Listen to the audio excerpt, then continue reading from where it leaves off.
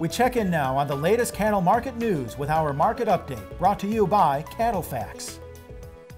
Hello, I'm Ethan Oberst of the CattleFax Update. The April cattle on feed report showed March placements even with year-ago levels. Year-to-date placements are 6% below year-ago levels and the smallest year-to-date placement total seen since 1998. Cattle on feed was also quoted even with year-ago levels at 10.79 million head of cattle.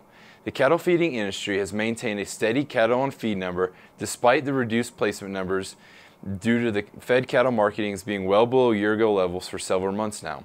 Marketings year-to-date are 5% below year-ago levels and the lowest marketing year-to-date total seen in the last 15 years. The lack of marketings has helped contribute to a lack of currentness in the cattle feeding industry as carcass weights have remained well above year-ago levels as a cattle feeder has been feeding cattle longer.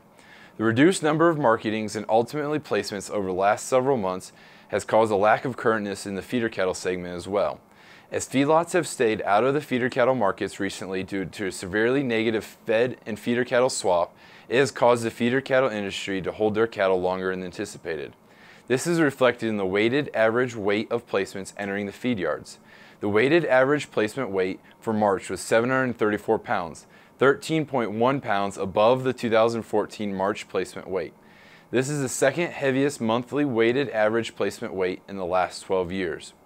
Year-over-year increases in placements are expected to continue in the short term as the cattle feeding industry increases their marketings with a seasonal increase in fed cattle slaughter. Placement weights are also expected to continue to remain heavy over the next couple of months as the feeder cattle industry works through the anticipated heavier than normal spring feeder cattle marketings. Cattle on feed numbers are expected to remain steady in the short term. For the Angus Report and CattleFax, I'm Ethan Oberst.